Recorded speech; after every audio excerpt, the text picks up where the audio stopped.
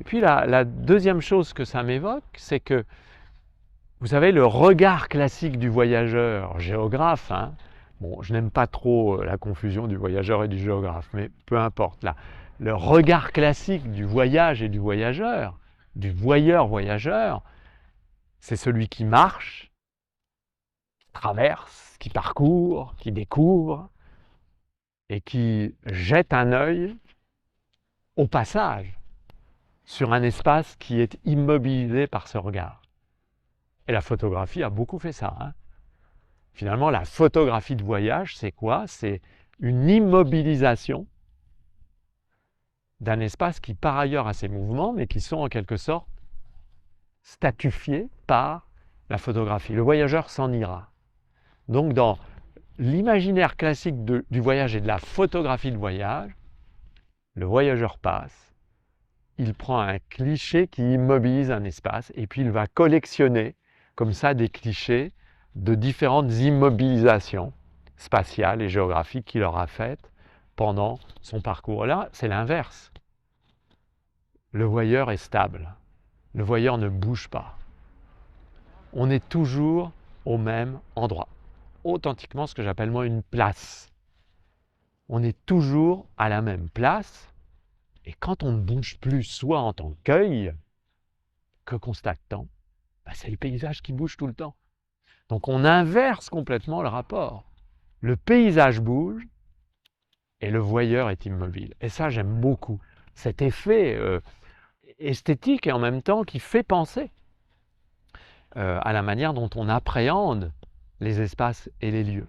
Voilà. C'est quand même extrêmement paradoxal que d'une série qui prend comme parti de placer pendant 10 ans les appareils photographiques exactement au même endroit, en assumant cette position d'immobilité et ce protocole de prise de vue extrêmement cadré et arrêté, c'est quand même très paradoxal que ce soit une des séries que je connaisse qui produit le plus l'idée de la dynamique, du mouvement, du paysage.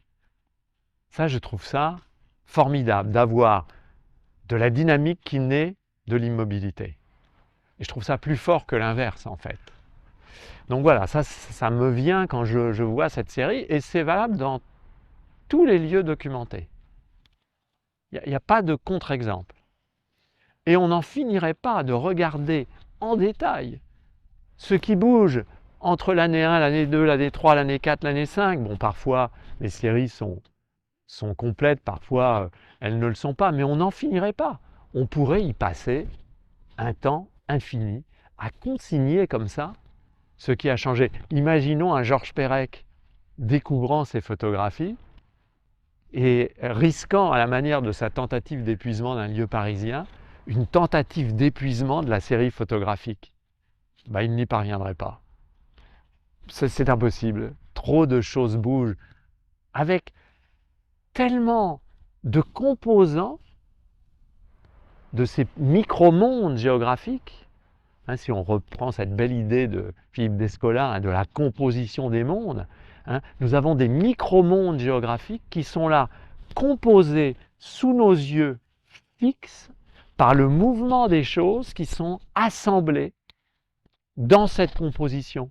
Et ces choses assemblées dans cette composition, quelle incroyable variété de statut, de taille, de couleur, de sensibilité, d'intensité. Quelle incroyable variété. Mais on a envie de raconter à chaque fois les histoires qu'on pourrait inventer en regardant ça. C'est un formidable embrayeur narratif. Hein, on n'en finirait pas. C'est un matériau extraordinaire de ce point de vue-là. Donc ça, j'aime beaucoup cette tension entre la fixité et la dynamique et la variété de ces mondes qui se composent. Voilà. Ces mondes se composent. À chaque année, ils sont différents. À chaque année, ils sont un peu les mêmes, mais ils sont aussi différents. Et on voit bien en fait aussi la pertinence du parti pris de certains géographes dans mon genre qui disent finalement, les espaces changent toujours. Quand on observe un espace, il ne sera jamais le même que ce même espace, même pris 5 minutes plus tôt. Voilà, un peu comme aujourd'hui, vous me filmez, derrière ça bouge. Voilà, et ben voilà, c'est la même chose.